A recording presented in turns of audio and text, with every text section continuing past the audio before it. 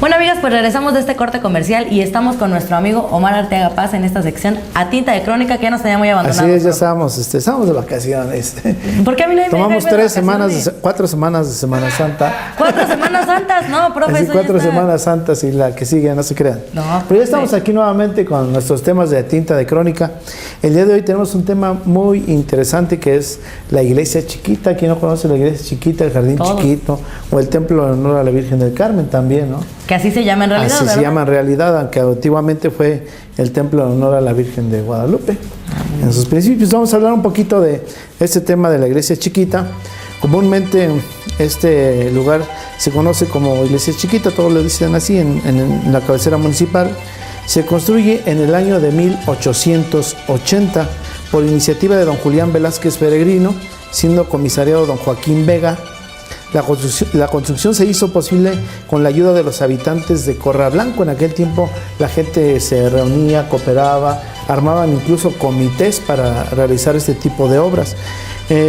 Después, con la finalidad de tener un templo en donde rendir culto a Dios. En aquel tiempo en Corral Blanco no había ningún templo, acudían hasta la villa de Cadereyta. Entonces acudir hasta la parte de allá pues ya era un poco difícil, ¿no? Que Corral Blanco es como se le llamaba anteriormente. Corral Blanco era como se llamaba Ezequiel Montes, la cabecera municipal, y pertenecíamos a Cadereyta, éramos parte de Cadereyta. Entonces se puede decir que antes de 1900 o 1910, si naciste en Corral Blanco, naciste en Cadereyta. Entonces todos esos errores, incluso también de actas de nacimiento, ¿no? Sí. Y bueno, agradecido con la parroquia de San Pedro y San Pablo, don Julián Velázquez promovió la construcción de dicho templo, formando un comité para tal obra, siendo don Julián el presidente y don Pedro Montes Hernández el tesorero. Para conocimiento de este detalle vamos a leer un texto de la señora Chepita, que fue una de los descendientes de don Julián Velázquez, que lo describe tal cual cómo se llevó a cabo esta construcción. Dice ella: en el año de 1895, cuando doña Chepita tenía 11 años, dice, me acuerdo muy bien de todo, dice ella. El señor cura de Cadereyta era don Julián Muñoz y sus 2 vicarios eran los presbíteros don Severiano Rivera y don Emiliano González. Los 3 frecuentaban la casa de mi papá, don Tonchi Antonio Velázquez, hijo del primer matrimonio de don Julián Velázquez Peregrino y hermano de doña Chepita, de don Chemita José María. Prosigue doña Chepita, que con permiso del señor cura, los 2 hermanos se echaron a cuestas la construcción de la iglesia, con mucho ánimo, que su padre don Julián, persona de convicciones profundamente católicas, habían dejado apenas a medio comenzar medias paredes y un solo arco para sentar la cúpula. Poniendo manos a la obra, don Tonchi se dedicó a animar la poquísima gente que había en aquel entonces en Corral Blanco, y después de la misa, debajo de una gran mora que había en el lado derecho de la construcción, para apuntar las entradas y los nombres de las personas que cooperaban con sus donativos para el trabajo de la iglesia. Muy pronto, don Santos Morales, indio borrachos y de avanzada edad, que vivía por la parte sureste de la pequeña población, animado de un buen espíritu, comenzó a organizar procesiones, vistiéndose de Jesús paciente, corona de espinas y una cruz al hombro. Imagínate en aquel tiempo, ¿no? Después, cantando alabanzas y rezando, animaba a la gente para que en piadoso cotejo se encaminaba a las afueras por la parte oriente, entonces cubiertas de maleza, en donde actualmente se encuentra la presa del Campo Santo, en aquella parte donde está el panteón, para que de regreso todos cargaran una piedra para la construcción de tal anhelado templo. Terminada la cúpula, los hermanos Velázquez expusieron su deseo de colocar en el altar mayor la imagen de San Nicolás de Tolentino.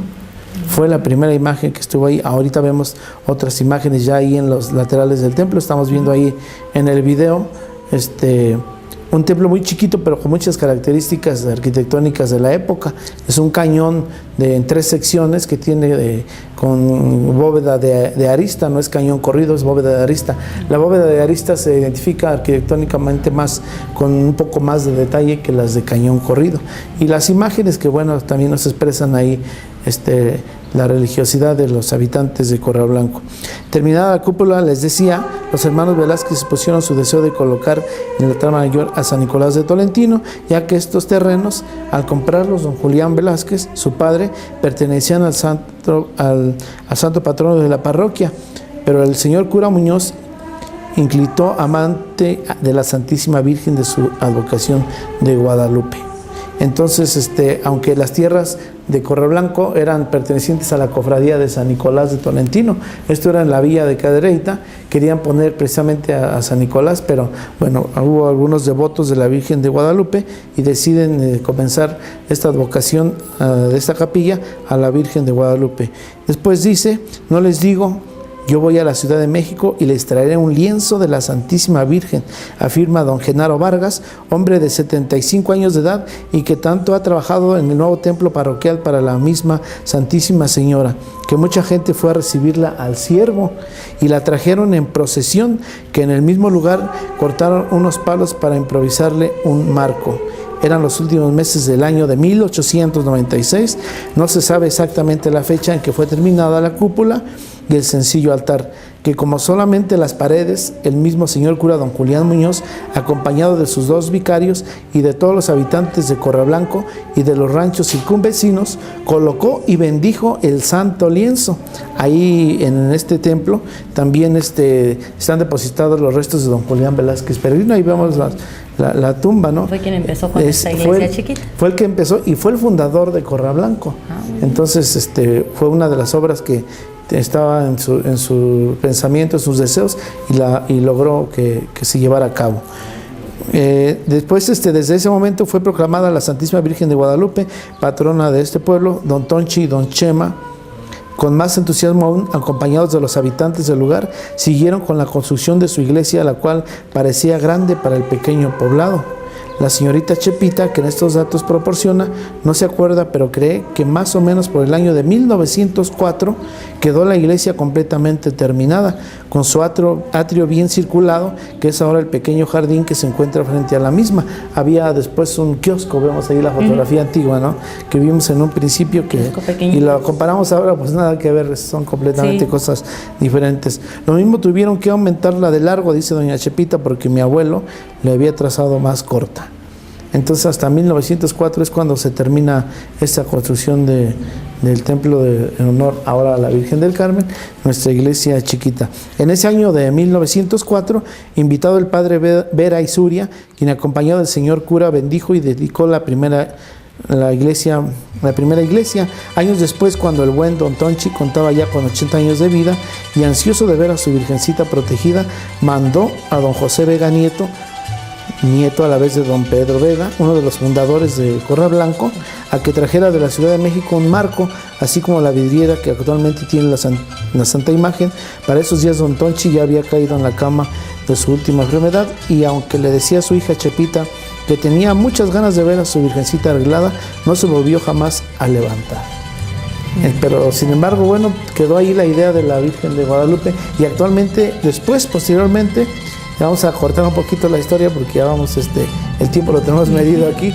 Después la pasan al templo que ahora es en honor a la Divina Providencia, y que bueno, no, hasta hace pocos años se dejó de hacer esa celebridad que se venía haciendo de casi 100 años exactamente. Se cumplieron de haber realizado estas tradiciones el 12 de enero, porque pues, el 12 de diciembre no se hacía la celebración porque pues ese día había fiestas por todos lados, y lo decidieron hacer desde esa fecha, el 12 de enero.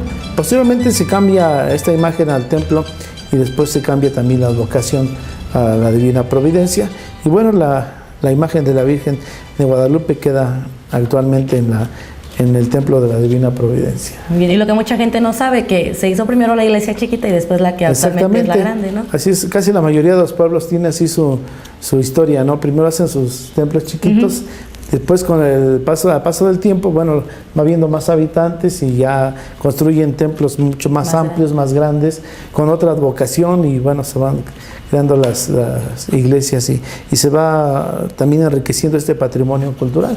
Son los edificios también de alguna manera religiosos que son parte de nuestro patrimonio, de los de Ezequiel Montes. Muy bien, profe, pues muy interesante el tema de hoy, después de habernos abandonado tanto tiempo. Así es. Regresó con un tema muy bueno Pues y muy estuvimos interesante. con Villa Progreso, con Bernal, pero ahora vamos con la Pero lo cabecera malo es que no municipal. nos invitó. No, pero para... Nosotros nos fuimos aparte, pero usted no nos invitó, andaba en las fiestas y todo. Sí, pero me refiero a los programas de televisión. Ahora Ay, vámonos sí, con la sí, no ponga cabecera pretextos, municipal. profe, no Y vino. ya por eso ya hablamos mucho de Bernal también. Vámonos ahora con la cabecera municipal, que tiene bastantes temas todavía que abordar respecto a nuestra historia y tradiciones. Muy bien, profe, pues muchísimas gracias por estas historias. Esperemos que ya no nos abandone tanto porque la gente extrañaba ver a Tinta de Crónica, profe. Así es. Bueno, pues muchísimas También gracias. el productor no nos paga. No, pues no paga, ¿cómo? Me debe ya 2 cheques. ¿De cuánto? Porque... Los últimos 2 meses nos ha pagado. Fíjese. Bueno, y por eso vino hoy a cobrar. Así es. Ah, no, entonces Se me voy. juntó todo. Usted me dice y a qué hora nos formamos. Y aquí profe? nos vamos. Y aquí nos vamos a los tacos. Ya dijo, usted invita. De acuerdo. Bueno, pues muchísimas gracias, profe. No, el productor no paga. No paga. No le haga caso. Muchísimas gracias, profe, y muchísimas gracias a ustedes que nos siguen sintonizando en esta sección que fue A Tinta de Crónica aquí en su programa Aquí Entre Amigas. Vamos a un corte y regresamos. No le cambie.